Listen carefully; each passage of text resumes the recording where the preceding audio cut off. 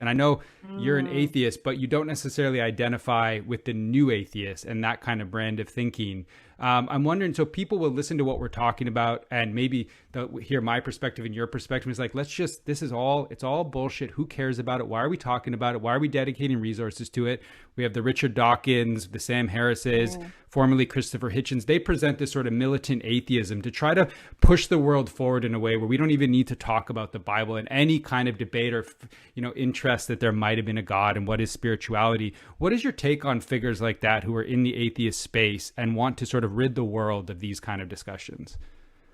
I find them really problematic because, on the one hand, I don't think they understand religion. I mean, I think no matter what, I think religion is a part of the human condition. I think it's a part of it because religion ultimately is about having a social relationship with a non-existent or otherworldly kind of being or power, and that's an incredible thing. And that reflects, I think, our capacity for sociality and imagination. We can have relationships with our dead ancestors. We have continuing bonds with them.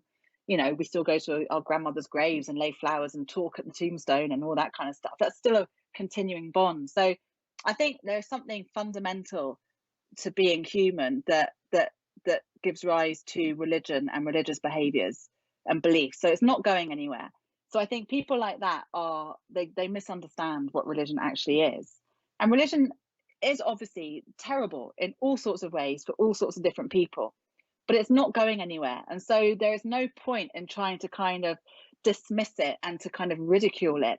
And not least because, not all religious people are bad, unthinking, stupid people. I know a lot of very deeply wonderful, caring, fantastic, clever people who also happen to be religious. So for a start, don't ridicule it. Don't take the piss. Don't beat down on people just because they're religious. I can't bear that. I might not agree with you. I might not share your beliefs, but I absolutely respect your right to have a relationship with another worldly being or power.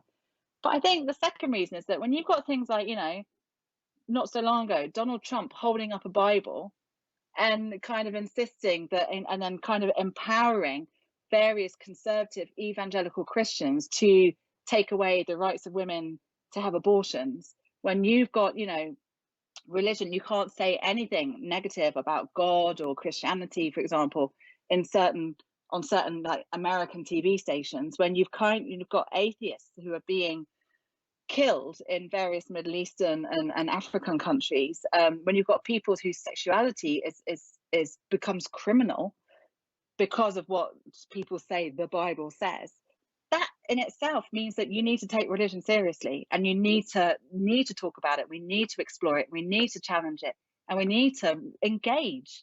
So those kinds of new atheists, I think, are problematic because they don't give religion the space that it needs in order for us to kind of challenge it to help make other Mm. people's lives better.